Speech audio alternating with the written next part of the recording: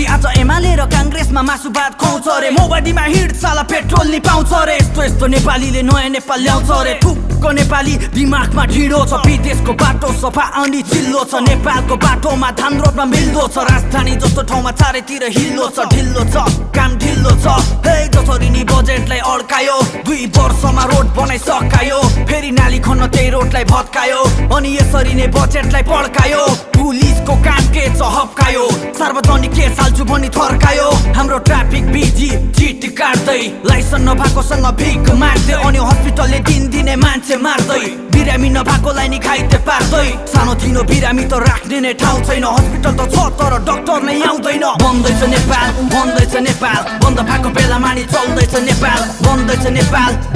नेपाल हावाहुरी कफैमा चल्दैछ नेपाल बन्दैछ नेपाल बन्द भएको बेलामा नि चल्दैछ नेपाल बन्दैछ